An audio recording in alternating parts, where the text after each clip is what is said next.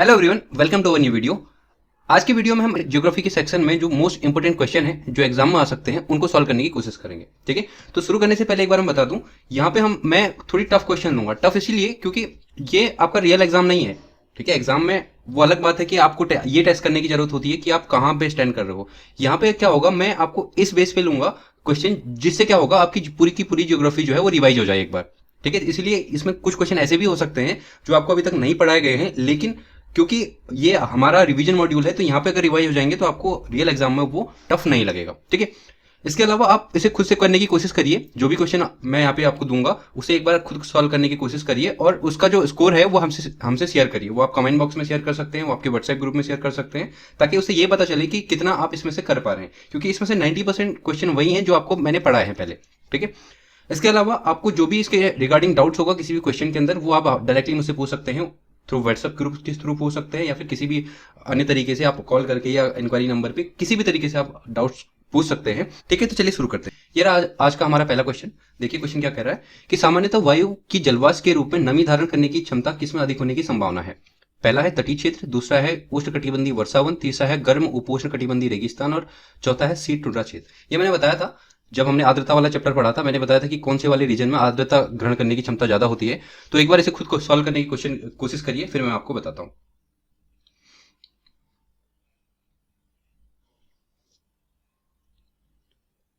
ठीक है, चलिए देखते हैं। बहुत आसान सा क्वेश्चन था। ठीक है, इसमें अब मैंने बताया था कि आर्द्रता जो है वो कोरिलेटेड है टेम्परेचर से, तापमान से।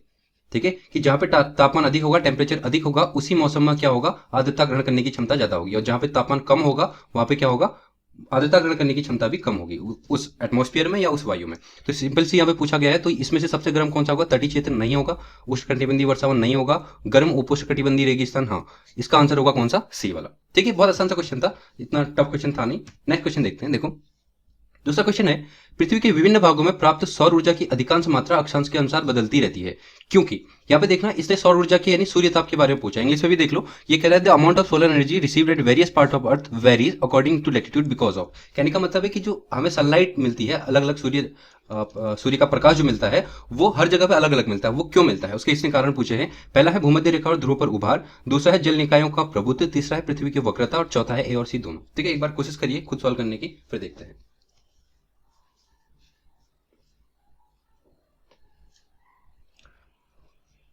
तो देखिए इसमें सिंपली पूछा है सनलाइट। मैंने बताया था जो हमने पृथ्वी वाला चैप्टर पढ़ा था, पहला वाला जो चैप्टर पढ़ा था, उसमें मैंने बताया था कि जो सनलाइट अलग अलग प्राप्त होती है वो अक्षांश के आधार पर प्राप्त होती है। अक्षांश कैसे, कि पृथ्वी अगर गोल है, ठीक है इस तरीके से गोल है, तो यहाँ पे क्या होगा, सनलाइट जो है अलग अलग अक्षांश में अलग अलग तरीके से पहुंचती है। ठीक है, तो पहला ऑप्शन था भूमध्य रेखा और ध्रुव का उभार नहीं, क्योंकि उभार तो भूमध्य रेखा पे होता है, ध्रुव पर नहीं होता, और उसके अकॉर्डिंग है भी नहीं। दूसरा है जल निकायों का प्रभुत्व नहीं। तीसरा पृथ्वी की वक्रता, हाँ पृथ्वी की वक्रता का मतलब है कि इसका कैसा शेप, कार्वक्चर शेप। कार्वक्चर शेप का मतलब क्या होगा कि जैसे ये पृथ्वी है, दिख रहा है कार्व है, मतलब इसमें ये ऐसी बिल्कुल ना ऐसी गोल है या ना ऐसे वक्र के तरीके से है, ऐसा जियोइड शेप है। ठीक है, पृथ्वी की इस शेप होने की वजह से पृथ्वी की सूर्य ताप की अलग अलग मात्रा पहुंचती है। जैसे यहाँ पे सनलाइट, यहाँ सूर्य यहाँ पे है, तो इसके यहाँ पे परपेंडिकुलर पहुंचेगी, और ऊपर वाले इलाकों में कम सूर्य प्रकाश पहुंचेगा। ठीक है, तो इसका आंसर है कौन सा, सी वाला। चलिए नेक्स्ट क्वेश्चन देखते हैं, क्वेश्चन नंबर 3। क्या कह रहा है कि निम्नलिखित कथनों पर विचार कीजिए। पहला, समुद्र तल पर वायुदाब सर्वाधिक होता है तथा ऊंचाई के साथ घटता जाता है, और दूसरा, कम हवा का दबाव आमतौर पर बादल छाए रहने और गीले मौसम, गीले मौसम का मतलब इसने इसको लिखा है वेट वेदर, से जुड़ा होता है। ठीक है, उपयुक्त में से कौन सा कथन सही है, केवल एक, दो, एक और दो दोनों, और डी इनमें से कोई नहीं। यहाँ पे आप ये मत कहिएगा कि यहाँ पे ये नहीं सोचना है कि यहाँ पे जो है आपने दो क्वेश्चन और एक दो दो ऐसे ही वाले दे दिया तो डायरेक्ट क्वेश्चन पूछा, नहीं। यहाँ पे मैंने मैक्सिमम क्वेश्चन वो लिए हैं जिसमें एक ही क्वेश्चन में आपके 2 या 3 क्वेश्चन है। कहने का मतलब है 1 2 3 इस तरीके वाले क्वेश्चन लिए हैं, ताकि ज्यादा से ज्यादा आपका जो है इसके अंदर कवर हो जाए। ठीक है, तो एक बार इसे सॉल्व करने की कोशिश करिए, फिर मैं बताता हूँ।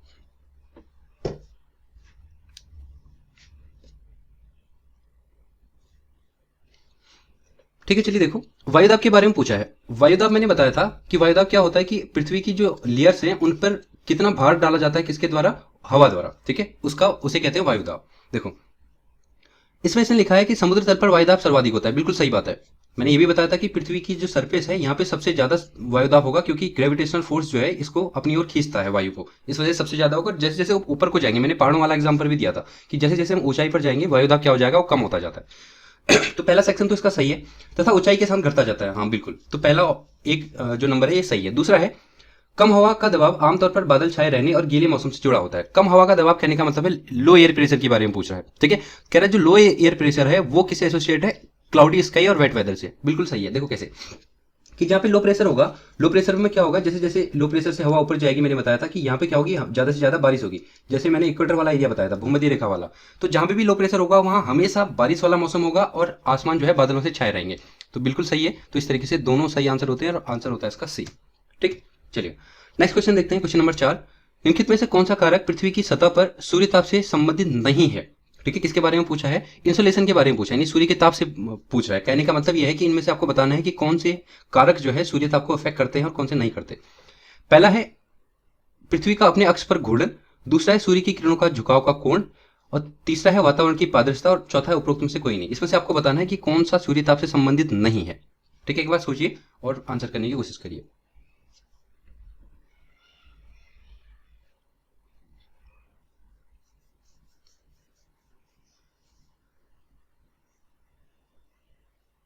ठीक है, चलिए देखते हैं। तो ये भी वही जो मैंने इससे पहले वाला क्वेश्चन करा था, सनलाइट वाला। ठीक है, उसके बारे में पूछ रहा है कि क्या है यहाँ पे, इनमें से कौन सी चीजें जो है सूर्य ताप को प्रभावित नहीं करती, इस तरीके की बात पूछने की कोशिश कर रहा है। तो पहला है पृथ्वी का अपने अक्ष पर घूर्णन। हाँ, ये करती है। कैसे कि अगर पृथ्वी जब घूमेगी तभी तो सूर्य ताप पहुंचेगा। जैसे अगर पृथ्वी घूमना बंद कर दे, रुक जाए, तो सभी स्थानों पर सूर्य ताप नहीं पहुंच पाएगा। ठीक है, तो इससे पहुंचेगा। दूसरा है सूर्य की किरणों का झुकाव। हाँ बिल्कुल, क्योंकि सूर्य की किरणें जहाँ पे तिरछी पहुंचेंगी वहां पे सूर्य ताप कम पहुंचेगा और जहाँ पे सीधी पहुंचेंगी वहां पे सूर्य ताप अधिक पहुंचेगा, यानी इससे तो प्रभावित होता है। तीसरा है वातावरण की पारदर्शिता। हाँ, इससे भी प्रभावित होता है, क्योंकि अगर पारदर्शिता होगी नहीं तो सूर्य ताप पृथ्वी पर कम पहुंच पाएगा। तो इसका आंसर होगा डी, यानी उपरोक्त में से कोई नहीं। अगर यहाँ से कोई भी कंफ्यूजन हो, डाउट हो, तो आप डायरेक्टली मुझसे पूछ सकते हैं कमेंट सेक्शन में, या आप व्हाट्सएप ग्रुप जो आपके बने हुए हैं, अगर आपने हमारा बैच ज्वाइन करा है तो वहां से पूछ सकते हैं। ठीक है, चलिए नेक्स्ट है आपका क्वेश्चन नंबर 5। क्या कहना चाह रहा है, ये बहुत इंपॉर्टेंट है। देखो ये क्वेश्चन मैंने एक अलग तरीके से दिया है, क्योंकि इस बार एसएसटी का जो पैटर्न है वो थोड़ा सा चेंज हो गया है, और ऐसे क्वेश्चन जो है नॉर्मली आप ग्रुप सी के अंदर भी पूछे जाने लगे हैं। तो ये वाले क्वेश्चन आपको करने आने चाहिए। वहां पे अगर आपने सीधे एबीसी वाले अटेम्प्ट करने की कोशिश की अभी तक, तो ऐसे क्वेश्चन आते ही आप थोड़ा सा जो है नर्वस हो सकते हैं। तो बहुत आसान होता है इसमें। देखते हैं क्या कह रहा है। इसने एक अभिकथन दिया है, एक कथन है कि कोरियलिस प्रभाव भूमध्य रेखा की तुलना में ध्रुव की ओर अधिक होता है, और उसका कारण बता रहा है पृथ्वी पश्चिम से पूर्व की ओर घूमती है। अब देखो यहाँ पे क्या होता है, इन क्वेश्चन में क्या होता है कि पहले इस चीज को देखो कि कोरियलिस प्रभाव भूमध्य रेखा की तुलना में ध्रुव की ओर अधिक होता है। ये सही है, क्योंकि मैंने बताया था कि भूमध्य कोरियलिस फोर्स जो है वो यहाँ पे भूमध्य रेखा पे सबसे कम होता है, और ध्रुव की तरफ जैसे जैसे हम बढ़ेंगे वहां पे मैक्सिमम ध्रुव पर होता है। ठीक है, तो ये कथन सही है। इसका कारण कह रहा है कि इसके पीछे कारण यह है कि पृथ्वी पश्चिम से पूर्व की ओर घूमती है। अब ये बात तो सही है कि पृथ्वी वेस्ट टू ईस्ट घूमती है, पश्चिम से पूर्व की ओर घूमती है, लेकिन ये जो है इसका कारण नहीं है। कहने का मतलब है इसकी वजह से ऐसा नहीं होता। कोरियलिस प्रभाव जो है भूमध्य रेखा की तुलना में ध्रुव पर अधिक होता है, इसका कारण है अर्थ की स्पीड। ठीक है, क्योंकि स्पीड अलग अलग होती है, यहाँ पे अलग होती है और यहाँ पे अलग होती है, इस वजह से कोरियलिस फोर्स जो है अलग अलग होता है। तो यहाँ पे क्या होगा, कथन दोनों सही है, लेकिन क्या नहीं है, सही स्पष्टीकरण नहीं है। तो आंसर होगा इसका बी। ठीक है, ऐसे क्वेश्चन को सॉल्व करने की कोशिश करिए, क्योंकि अगर एक आध क्वेश्चन भी ऐसा पूछ दिया जाता है, ये आसान होते हैं लेकिन आप इसको ड्रॉप करके आओगे, इसलिए ये क्वेश्चन मैंने इसके अंदर लिया है। ठीक है, इसका आंसर है बी। चलिए क्वेश्चन नंबर 6 करते हैं। कोरियलिस बल के बारे में पूछा गया है कि कोरियलिस बल के बारे में निम्न के कथन पर विचार कीजिए। यह सूर्य के चारों ओर पृथ्वी की परिक्रमा का परिणाम है। यह एन गोलार्ध देखा है, इसका मतलब उत्तरी गोलार्ध में दाईं ओर और दक्षिणी गोलार्ध में बाईं ओर हवाओं को विक्षेपित करता है। और तीसरा है यह महासागरीय धाराओं के दिशात्मक परिवर्तन के कारणों में से एक है। ये बहुत इंपॉर्टेंट क्वेश्चन है। मैंने पहले ही बताया था कि मैंने सारे क्वेश्चन इसमें ऐसे दिए हैं जिसमें एक ही क्वेश्चन में 2-3 क्वेश्चन हो, ताकि इससे क्या होगा, आपका ज्यादा से ज्यादा रिवीजन होगा इसी टॉपिक से। मतलब जो भी क्वेश्चन पूछा गया उससे जितने भी क्वेश्चन बन सकते हैं इसी में बन जाए। ठीक है, इंपॉर्टेंट क्वेश्चन है, एक बार बनाने की कोशिश करिए, फिर मैं आपको बताता हूँ। ये हमने पढ़ा हुआ है।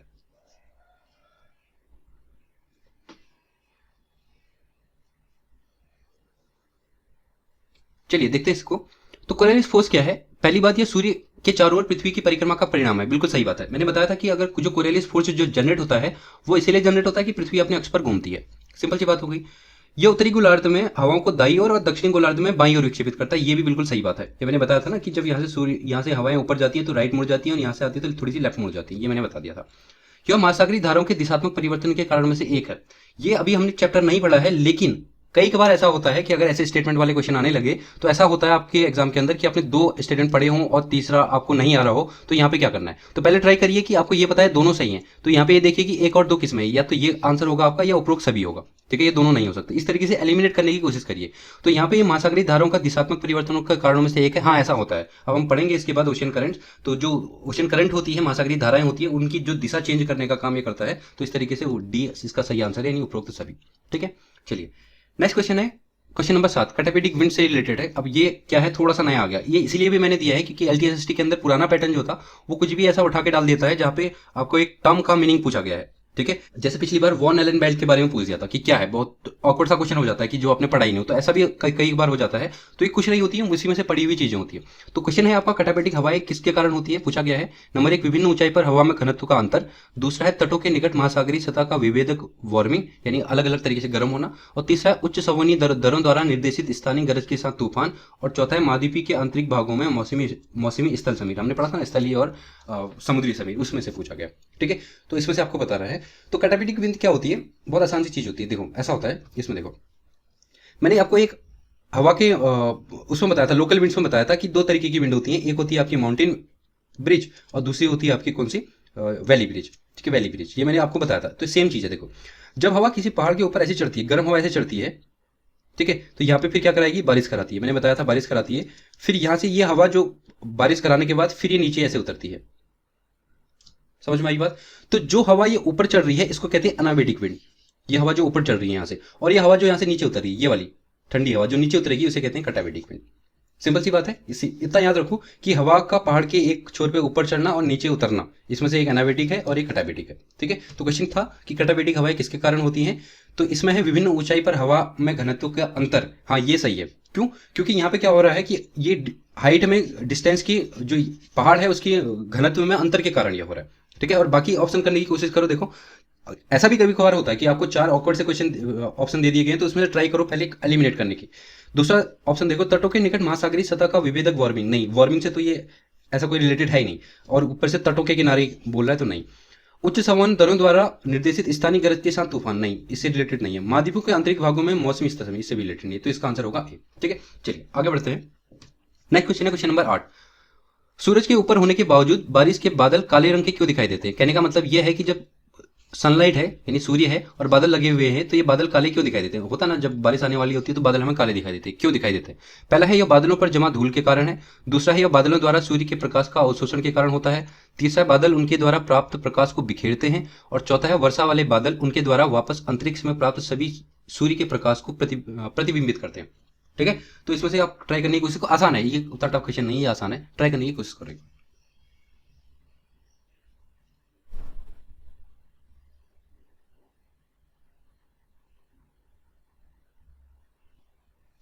चलिए कोशिश करते हैं बनाने की। देखो पहला ऑप्शन था, पूछा गया था कि जो बादल हैं वो काले क्यों दिखाई देते हैं।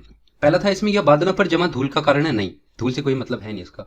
या बादलों द्वारा सूर्य के प्रकाश को अवशोषण, नहीं सूर्य का प्रकाश बादल अवशोषण नहीं करते, इसका क्या करते हैं, जबकि क्या करते हैं, इनको लौटाते हैं। ठीक है, तीसरा है बादल उनके द्वारा प्राप्त प्रकाश को बिखेरते हैं। हाँ ये चीज सही हो सकता है, क्योंकि ये क्या करते हैं, सनलाइट को बिखेर देते हैं। बिखेरने का मतलब क्या है, इनका प्रकीर्णन करते हैं, वापस भेज देते हैं। ठीक है, चौथा है वर्षा वाले बादल उनके द्वारा वापस अंतरिक्ष में प्राप्त सभी सूर्य के प्रकाश को, नहीं, तो इसका आंसर है डी, सॉरी सी, इसका आंसर है सी। ठीक है, तो यहाँ पे ध्यान रखना है, आंसर इसका सी। चलो नेक्स्ट है क्वेश्चन नंबर 9। किसी भी स्थान पर हवा का तापमान निम्नलिखित कारकों में से किससे प्रभावित होता है।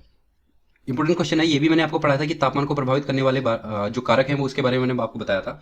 पहला है स्थान का अक्षांश, दूसरा जगह की ऊंचाई, तीसरा है गर्म और ठंडे महासागरीय धाराओं की उपस्थिति। ये बहुत इंपॉर्टेंट है, ये आना चाहिए, ये मैंने पढ़ाया हुआ है। ठीक है, बताइए इनमें से कौन कौन से सही हैं। 1 2 3 है, केवल 1 2 3, 1 और 3 है, 2 और 3 है, और केवल 1 है।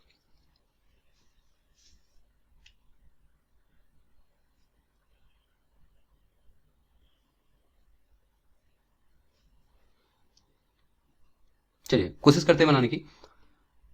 पूछा गया कि हवा के तापमान को प्रभावित करने वाले कारक। तापमान में मैंने बताया था पहले वाले चैप्टर, पृथ्वी वाले चैप्टर में, कि क्या होता है, अक्षांश होते हैं, हाँ बिल्कुल होते हैं। जगह की ऊंचाई, हाँ बिल्कुल होंगे, क्योंकि जैसे पहाड़ पे होगा तो ये साइड पे आपको ज्यादा टेम्परेचर फील होगा, नीचे नहीं होगा, और रात और दिन का फर्क होगा, वो सब मैंने बताया था। गर्म और ठंडे महासागरीय धाराओं की उपस्थिति, बिल्कुल, अगर गर्म महासागरीय धाराएं हैं तो ये गर्म कर देंगे मौसम को, और ठंडी है तो ठंडा कर देंगे। तो इसका मतलब तीनों से फर्क पड़ेगा, और आंसर होगा इसका ए। ठीक, चलिए क्वेश्चन नंबर 10 देखते हैं क्या है। पृथ्वी की सतह पर हम मजबूत ऊपर की ओर हवाओं का अनुभव नहीं करते। कहने का मतलब है, मैंने 2 चीज आपको बताई थी, एक ईयर बताई थी और एक विंड बताई थी। मैंने बताया था कि जब ये इस तरीके से वर्टिकल यानी ऊर्ध्वाधर हवाएं चलती है इस तरीके से, तो इनको कहते हैं एयर। तो वही पूछ रहा है कि हम ऊपर की ओर हवाओं का अनुभव नहीं करते हैं, क्यों। पहला है, वायु का ऊर्ध्वाधर दाब प्रवणता बल घर्षण बल द्वारा संतुलित होता है। दूसरा है, वायुमंडलीय दाब में ऊर्ध्वाधर रूप से कोई तीव्र परिवर्तन नहीं होता है।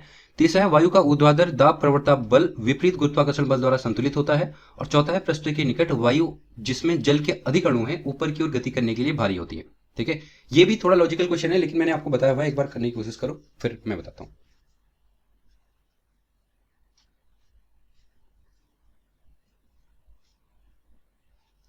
चलिए देखिए, इसमें पूछ रहा है कि जो एयर है, यानी इस तरीके से वर्टिकल हवा चलती है, ये अगर पृथ्वी की सतह है, तो मैंने बताया था यहाँ पे हमें ऐसी क्षैतिज हवाएं महसूस होती हैं इस तरीके से, लेकिन ये जो ऊर्ध्वाधर हवाएं हैं ये महसूस नहीं होती। क्यों? क्योंकि इसका कारण मैंने बताया था क्या होता है कि अगर ये हवा जो है ऊपर को चल रही है तो इनके विपरीत गुरुत्वाकर्षण बल लग रहा है, जिसकी वजह से क्या हो जाता है, इसमें एक बैलेंस आ जाता है।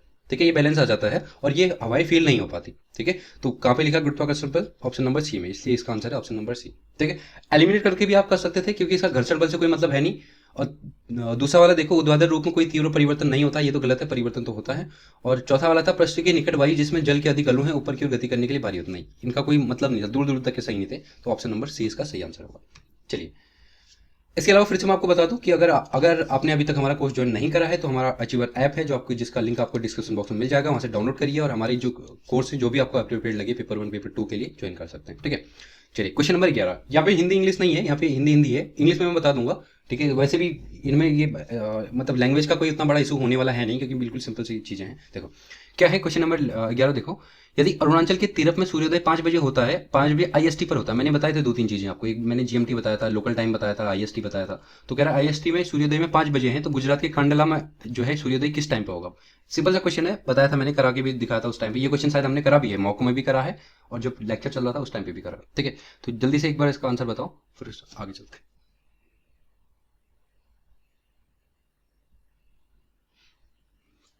चलिए देखो, तो ये कह रहा है कि इंडिया का यहाँ पे अरुणाचल वाले एरिया में कितना सुबह के 5 बजे हुए हैं, और ये पूछ रहा है कि अगर यहाँ पे सूर्योदय 5 बजे हो रहा है तो गुजरात, गुजरात जो यहाँ पे पड़ता है बिल्कुल लास्ट में, यहाँ पे कांडला में, यहाँ कांडला इसका लास्ट पड़ता है, तो यहाँ पे सूर्योदय कितना टाइम बाद होगा? तो मैंने बताया था इसकी एक सिंपल सी कैलकुलेशन होती है कि बीच में जितने भी आप देशांतर है उनको कैलकुलेट कर लो, और उसके अकॉर्डिंग एक कैलकुलेशन होती है कि 15 देशांतर है तो 1 घंटे का फर्क होगा। ठीक है, इसके अकॉर्डिंग अगर आप कैलकुलेट करोगे तो आपको ये मिलेगा कि क्या, एक देशांतर पर 4 मिनट का फर्क मिलता है। ठीक है, तो इसके अकॉर्डिंग कैलकुलेट करके देखो, टोटल इंडिया में कितने अक्षांश गुजरते हैं, करीबन 29.5 के आसपास, यानी इसको 30 मान लेते हैं। 30 मानने का मतलब क्या है कि अगर 15 डिग्री पे 1 घंटे का फर्क है तो 30 जो डिग्री अक्षांश है इन पे 2 घंटे का फर्क हो जाएगा, आगे या पीछे, क्योंकि सूर्य पूर्व से निकलता है तो पूर्व में टाइम आगे, यानी इसके 2 घंटे बाद यहाँ सूर्योदय होगा। यहाँ 5 बज रहे तो 2 घंटे बाद क्या, लगभग 7 बजे यहाँ पे क्या होगा, सूर्योदय होगा। ठीक है, ये लगभग इसलिए दिया है क्योंकि ये पूरे 2 घंटे का नहीं, 1 घंटे 56 मिनट का डिफरेंस होता है, क्योंकि देशांतर जो है कितने हैं, 29.5 के आसपास है, पूरे 30 नहीं है। ठीक है, तो लगभग 7 बजे का डिफरेंस, 7 बजे बजेंगे। एक चीज बिल्कुल यहाँ पे याद रखना, ये क्वेश्चन घुमा फिरा के अलग तरीके से पूछा जा सकता है, तो ये ध्यान रखिएगा, इंडिया के सबसे पूर्व से पश्चिम के बीच समय का डिफरेंस 2 आवर का है। ठीक है, ध्यान रखिए। चलिए नेक्स्ट देखते हैं। हाँ, इसका आंसर सी मैंने बता दिया।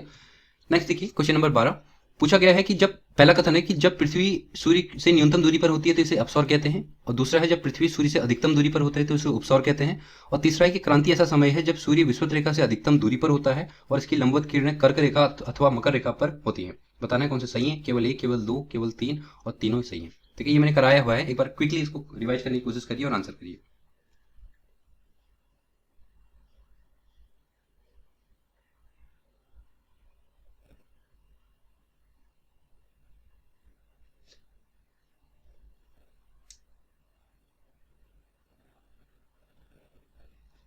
ठीक है, चलिए देखते हैं। पहला था कि जब पृथ्वी सूर्य से न्यूनतम दूरी पर होती है तो इसे अपसौर कहते हैं, नहीं गलत है, इसे उपसौर कहते हैं। मैंने बताया था ना, 2 चीज होती हैं, एक तो क्योंकि पृथ्वी जो है, ये सूर्य है, ये सूर्य है, तो पृथ्वी इसके चारों ओर इस तरीके से राउंड लगा रही है, और मैंने बताया था कि ये जो राउंड लगा रही है ये शेप गोल नहीं है, बल्कि कैसा है, एक तरीके से जियोइड शेप है। ठीक है, इसको हम जियोइड कह लें या फिर हम अंडाकार शेप कह सकते हैं, कि अगर बीच में जो है सन है, सूर्य है, तो इसके चारों ओर इस तरीके से अंडाकार शेप में घूमती है पृथ्वी। ठीक है, इस तरीके से क्या होगा, एक टाइम पे सूर्य के सबसे नजदीक आएगी और एक टाइम पे सूर्य से सबसे दूर चली जाएगी। ये जो नजदीक वाला टाइम है इसे कहते हैं उपसौर, और जो जब सूर्य से दूर चली जाती है इसे कहते हैं अवसौर।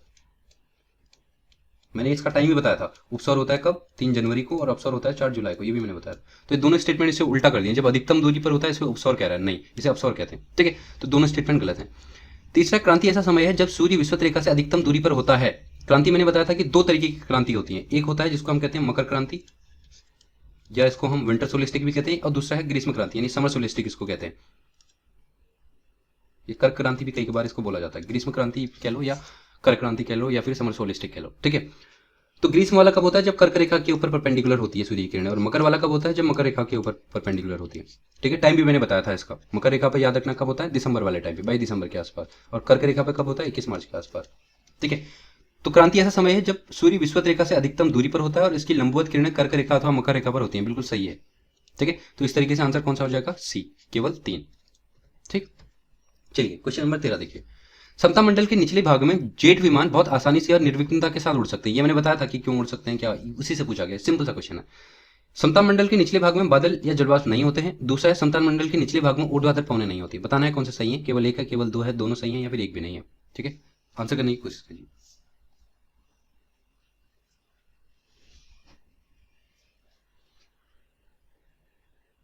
ठीक है, चलिए देखते हैं। मैंने बताया था कि जो इस तरीके से होता है, पृथ्वी के लेयर जो होती है, सबसे नीचे होता है आपका क्षोभ मंडल। ठीक है, ये होगा आपका क्षोभ मंडल। इसके ऊपर होता है आपका समताप मंडल, ये वाला समताप मंडल। मैंने बताया था कि जो समताप मंडल वाला एरिया है, यहाँ पे क्या होगा? यहाँ पे जो है सारे विमान जो है इसी लेयर में उड़ते हैं। क्यों? क्योंकि यहाँ पे मौसमी क्रियाएं नहीं होती है। मौसमी क्रिया नहीं होने का मतलब यहाँ पे बारिश नहीं होती है, बादल नहीं होते हैं, ये सब नहीं होती है मौसमी क्रियाएं, तो इसलिए नहीं होते हैं। तो पहला था इसने समताप मंडल के निचले भाग में बादल या जलवाष्प नहीं होते। सही बात है। बादल होते हैं थोड़े, मतलब इतने माइनर जो होते हैं कि उनको ना के बराबर कंसिडर किया जाए। ठीक है, इसलिए स्टेटमेंट सही होगा। दूसरा है समताप मंडल के निचले भाग में ऊर्ध्वाधर पवनें नहीं होती। ऊर्ध्वाधर मैंने बताया ना, ये ऊर्ध्वाधर वाली पवनें। ठीक है, ये बिल्कुल बहुत ही अच्छा क्वेश्चन था। मैंने इससे पहले बताया था कि ऊर्ध्वाधर पवनें क्या होती हैं? ये क्या बारिश कराएंगी। और बारिश कहाँ पे होगी? बादल कहाँ होंगे? नीचे क्षोभ मंडल में। समताप मंडल से इनका कोई मतलब है नहीं। ठीक है, तो दोनों स्टेटमेंट सही है, इसलिए आंसर हो जाएगा आपका सी वाला। ठीक है, चलिए नेक्स्ट क्वेश्चन है 14 वाला। देखो क्या कह रहा है। ये भी आसान सा क्वेश्चन है। भूमध्य रेखा से ध्रुव तक वायुभार पेटियां, जो हमने प्रेशर बेल्ट पढ़ी थी, इसे लास्ट लेक्चर में हमने वही पढ़ा था। तो उनका सही क्रम बताना है कि कौन से हैं। तो इनमें से बताना है कि आपको क्रम कौन सा सही होगा। भूमध्य रेखीय निम्न, उपध्रुवीय निम्न, ध्रुवीय निम्न, इस तरीके से आप दिए हैं। तो चारों स्टेटमेंट एक बार पढ़िए और उसके बाद आंसर करने की कोशिश करिए।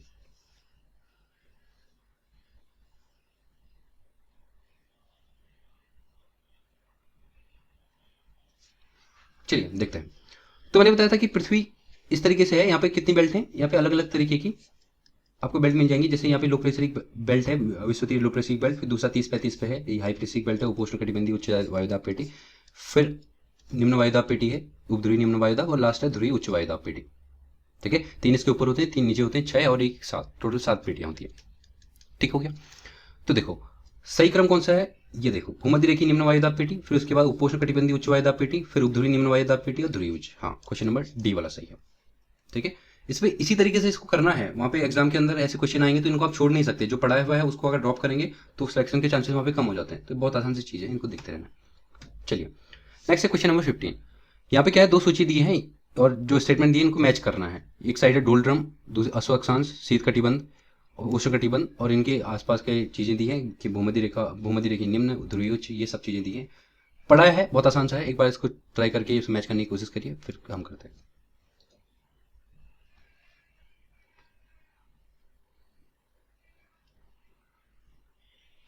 चलिए देखते हैं एक बार।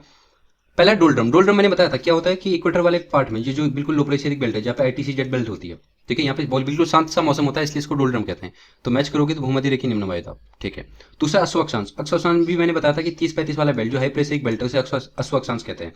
तो ध्रुवीय उच्च नहीं, ध्रुवीय उच्च नहीं होगा, उपोष्ण कटिबंधीय उच्च, ये वाला। ठीक है, तीसरा शीत कटिबंध। शीत कटिबंध कौन सा वाला होगा? ध्रुवीय उच्च।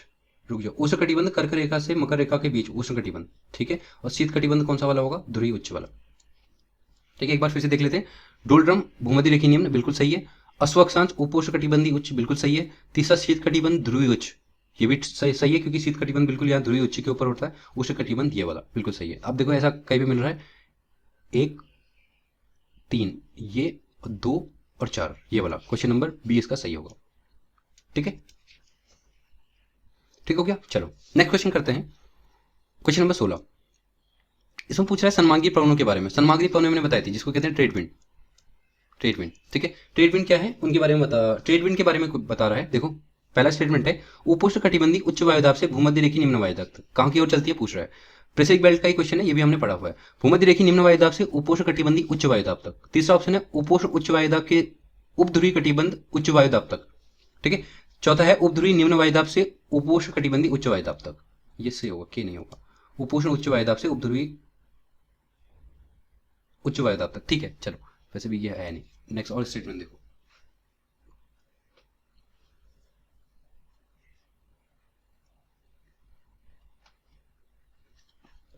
चलो देखते हैं।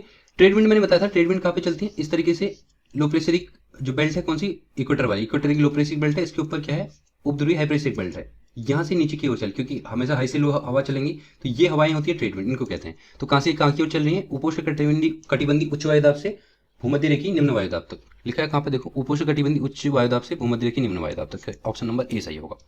ठीक है, आसान था, बिल्कुल आसान से क्वेश्चन है, इनमें टफ नहीं है। एक दो कुछ टफ क्वेश्चन है, लेकिन जो उनको मैं बता दे रहा हूँ, ये तो आसान क्वेश्चन है जो पढ़ाए हुए हैं। नेक्स्ट है क्वेश्चन नंबर 17, सापेक्ष आर्द्रता के बारे में पूछा है। सापेक्ष आर्द्रता मैंने पढ़ाई, आर्द्रता के तीनों टाइप मैंने बताया है कि निरपेक्ष है, सापेक्ष और विशिष्ट है। ठीक है, तो सापेक्ष आर्द्रता को बढ़ाना है, इसकी विधि है। बहुत अच्छा क्वेश्चन है। देखो, पहला है आर्द्रता में वृद्धि करनी है, मतलब ये पूछ रहा है कि सापेक्ष आर्द्रता आपको बढ़ाना है, तो कैसे बढ़ाओगे। आर्द्रता में वृद्धि तापमान में वृद्धि के साथ, मतलब आर्द्रता में भी वृद्धि कर रहे हो और तापमान में भी वृद्धि कर रहे हो। दूसरा है आर्द्रता में वृद्धि तापमान में वृद्धि के बिना, यानी आर्द्रता में वृद्धि कर रहे हो, तापमान में वृद्धि नहीं कर रहे। तीसरा, आर्द्रता में कमी के बिना तापमान में कमी, मतलब आर्द्रता में कमी नहीं कर रहे और लेकिन तापमान में कमी कर रहे हो। चौथा है तापमान में कमी के बिना आर्द्रता में कमी। तो आपको बताना है इनमें से किन तरीकों से जो है सापेक्ष आर्द्रता को बढ़ाया जा सकता है।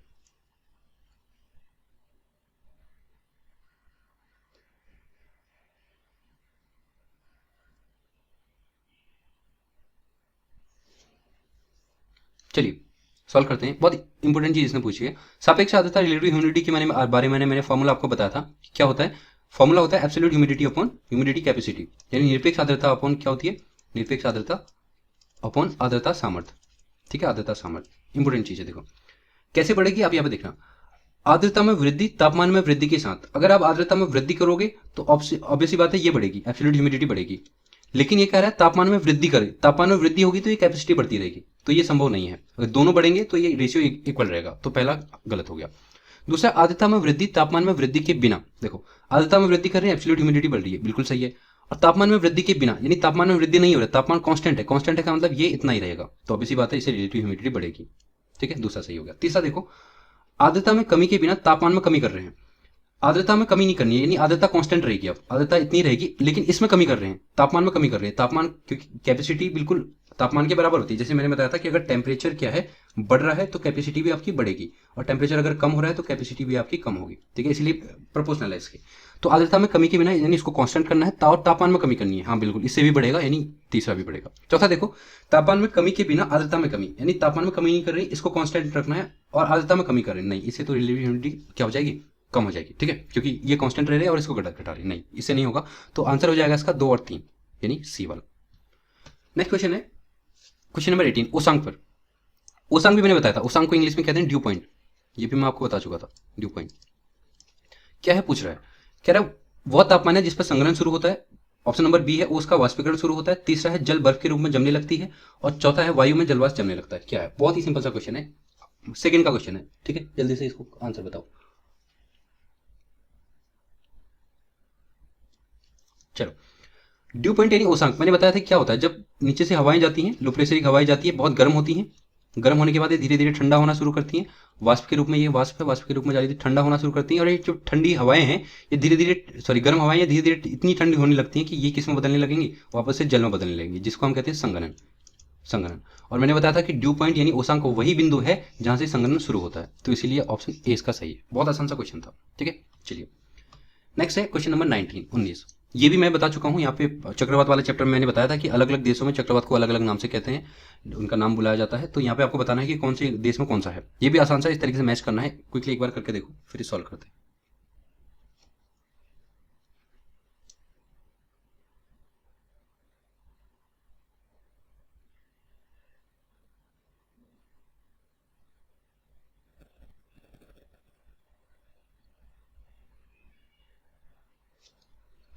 चलिए देखो, मैच करके देखते हैं।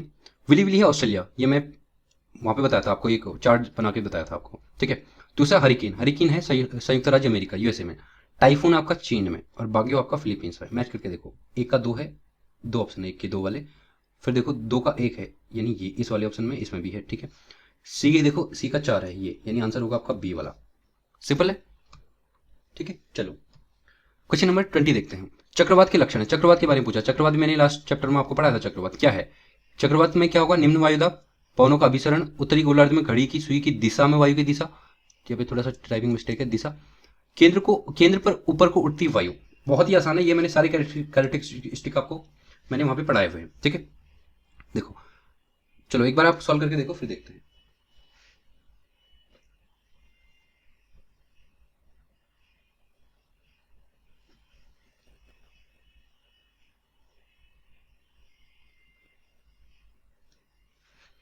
चलिए सॉल्व करने की कोशिश करते हैं। मैंने बताया था कि साइक्लोन जब चक्रवात होगा उसमें निम्न वायुदाब होगा, हाँ बिल्कुल निम्न वायुदाब होगा, ठीक है, पहला सही है। पवनों का अभिसरण, अभिसरण का मतलब ये हाई प्रेशर से इस पे हवाएं आ रही हैं यहाँ चारों ओर से, बिल्कुल सही है। उत्तरी गोलार्ध में घड़ी की सुई की दिशा में वायु की दिशा, नहीं गलत है, विपरीत दिशा में होती है। मैंने बताया था उत्तरी गोलार्ध में एंटी क्लॉकवाइज यानी घड़ी की सुई की विपरीत दिशा, और दक्षिणी गोलार्ध में घड़ी की सुई की दिशा में, तो ये गलत होगा। केंद्र से ऊपर की उड़ती वायु, हाँ बिल्कुल, यहाँ से आंख मैंने बताया था जब सूर्य की सॉरी ये जो चक्रवात की आंख होती है यहाँ से ऊपर की ओर वायु उठती है, यानी ये सही है, 1 2 4 सही है, यानी ऑप्शन नंबर सी सही है, ठीक है। आसान सा क्वेश्चन था। चलिए नेक्स्ट है स्थानीय पवनें। ये भी मैंने आपको बताया था कि डिफरेंट टाइप की स्थानीय पवनें कहाँ कहाँ से चलती हैं, ये मैंने एक पूरा चार्ट आपको दिया था। मैंने ये भी बताया था कि यहाँ से इस तरीके के क्वेश्चन आएंगे मैच करने वाले, ठीक है। तो एक बार मैच करके देखो कि चिनूक है, खमसिन है, विक्री फिल्डर है, सिरक्को है, कौन कौन से देश में चलती है, मैच करके देखो, फिर सॉल्व करते हैं।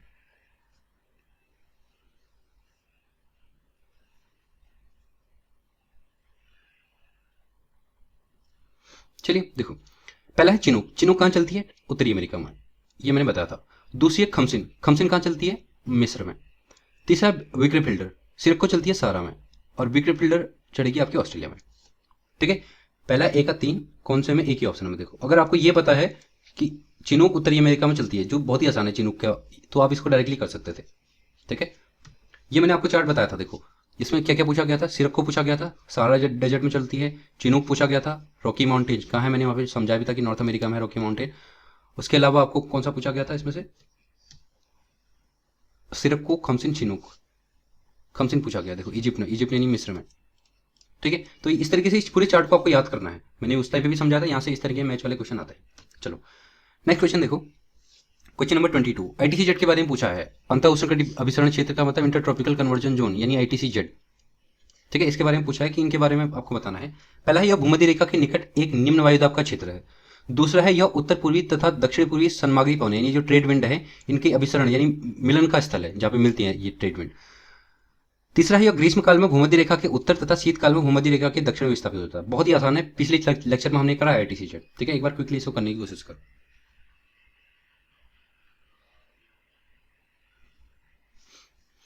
चलिए देखते हैं। आईटीसी-जेड मैंने बताया था कि ये भूमध्य रेखा के पास ये बेल्ट होती है, जनरली भूमध्य रेखा के पास होती है लेकिन ऊपर नीचे करती रहती है मौसम के अकॉर्डिंग। तो ये भूमध्य रेखा के पास निम्न वायुदाब का क्षेत्र है, हाँ बिल्कुल क्षेत्र है। मैंने बताया था कि जहाँ पे सबसे ज्यादा टेम्परेचर होगा यानी सबसे ज्यादा लो प्रेशर होगा वहीं पे आईटीसी-जेड बेल्ट जो है वो पहुंचती है। यह उत्तर पूर्वी तथा दक्षिण पूर्वी सन्मार्गी पवन ट्रेड विंड जो है उनका अभिसरण स्थल है यानी मिलन स्थल है, हाँ ये सही बात है क्योंकि आईटीसी-जेड बेल्ट वहीं बनती है जहाँ पे ये दोनों हवाएं मिलती हैं, ठीक है। तो दो तो ये सही होगी। तीसरा यह ग्रीष्म काल में भूमध्य रेखा के उत्तर तथा शीतकाल में भूमध्य रेखा के दक्षिण में विस्थापित होता है, बिल्कुल सही बात है क्योंकि मैंने बताया था जब कर्क रेखा के ऊपर सूर्य होगा तो ये कर्क रेखा की तरफ मूव हो जाएगी, और जब शीत ऋतु में दक्षिण यानी मकर रेखा के ऊपर सूर्य होगा तो ये नीचे दक्षिण की तरफ विक्षेपित हो जाएगी।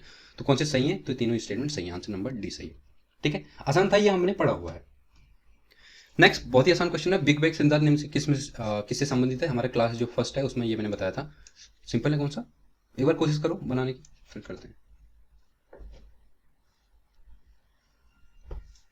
ठीक है। कल ये होगा, बहुत ही सिंपल सी चीज है, ब्रह्मांड के विस्तार से। मैंने बताया था बिग बैंग का क्या है, यहाँ पे एक विस्फोट हुआ था बड़ा सा, और जो बड़ा पिंड था, एक बहुत बड़ा पिंड था, वो छोटी छोटी पिंड में टूट गया था, वही बिग बैंग सिद्धांत था। चलो नेक्स्ट 24 क्वेश्चन है, वायुमंडल की संरचना के संदर्भ में निम्न से कौन सा कथन सही है। ठीक है, वायुमंडल भी हमने पढ़ा है, उसके बारे में बताना है। ऑक्सीजन केवल क्षोमंडल में पाई जाती है। नाइट्रोजन और ऑक्सीजन के बाद कार्बन डाइऑक्साइड सबसे प्रचुर मात्रा में पाई जाने वाली गैस है। तीसरा है उष्णकटिबंधीय क्षेत्रों की तुलना में उपोष्णकटिबंधीय क्षेत्र में धूलकणों का उच्च सांद्रण पाया जाता है। बेहद इंपॉर्टेंट है और बहुत ही आसान भी है, हमने धूलकण भी पढ़ा है, हमने ये भी पढ़ा है कि एटमॉस्फेयर में कौन कौन सी गैसों का क्या क्या क्रम है, कितना परसेंट में पाई जाती है। ये थोड़ा सा ट्रिकी है बट फिर भी आप करने की कोशिश करो, ठीक है, एक बार सॉल्व करने की कोशिश करो।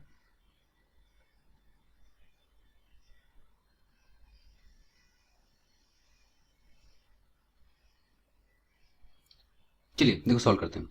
पहला स्टेटमेंट था ऑक्सीजन केवल क्षोभ मंडल में पाई जाती है। देखो हमने पढ़ा था क्षोभ मंडल, सप्ताह मंडल, ये सारे मंडल पढ़े थे। क्षोभ मंडल होता है, इसकी मैंने बताया था कि ज्यादा से ज्यादा 10 से 12 किलोमीटर की हाइट तक होता है क्षोभ मंडल, ठीक है। लेकिन जो ऑक्सीजन पाई जाती है वो यहाँ से लगभग 120 किलोमीटर की रेंज तक पाई जाती है। हालांकि मैक्सिमम 99% ये है क्षोभ मंडल में ही होती है, ऊपर जाके बहुत ही रियर, बहुत ही हल्की होती है, लेकिन हाँ ये पाई जाती है, ठीक है, कहाँ तक, 120 किलोमीटर की रेंज तक, इसको याद कर लेना। तो इस तरीके से ये कह रहा है ऑक्सीजन केवल क्षोभमंडल में पाई जाती है, नहीं, ऑक्सीजन ऊपर भी पाई जाती है, क्षोभमंडल, समतापमंडल, मध्यमंडल तक पाई जाती है। दूसरा है नाइट्रोजन और ऑक्सीजन के बाद कार्बन डाइऑक्साइड सबसे प्रचुर मात्रा में, बिल्कुल गलत है। कौन सी होती है, आर्गन होती है। जो चौथे नंबर पे कार्बन डाइऑक्साइड होती है, तो ये भी स्टेटमेंट गलत हो गया, पहला भी गलत हो गया। तीसरा है उष्णकटिबंधीय क्षेत्रों की तुलना में उपोष्णकटिबंधीय क्षेत्रों में धूलकण का उच्च सांद्रण पाया जाता है, बिल्कुल सही स्टेटमेंट है।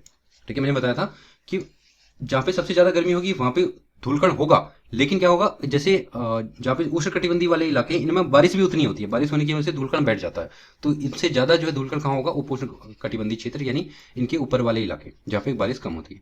ठीक है, तो इस तरीके से आंसर होगा इसका डी। सिंपल था, बहुत ज्यादा टफ था नहीं। इस चार्ट को याद कर लो, मैंने तब भी बताया था कि गैस का परसेंटेज क्या है, नाइट्रोजन 78% है, ऑक्सीजन लगभग 21 यानी 20.95 है। इस तरीके से ऑर्गन तीसरे नंबर पे है, कार्बन डाइऑक्साइड चौथे नंबर पे। इसको इस तरीके से जरूर याद कर लेना, ये क्वेश्चन पूछा जाता है। चलिए नेक्स्ट आपका अश्व अक्षांश, ये भी मैंने बता दिया था, अश्व अक्षांश हॉर्स लैटिट्यूड जो है, इसके बारे में, अश्व अक्षांश को कहते हैं हॉर्स लैटिट्यूड।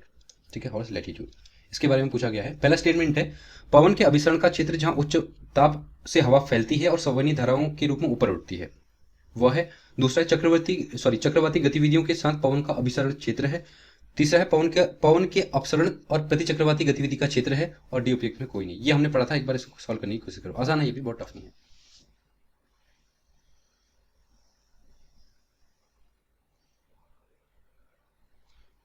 चलिए सॉल्व करते हैं।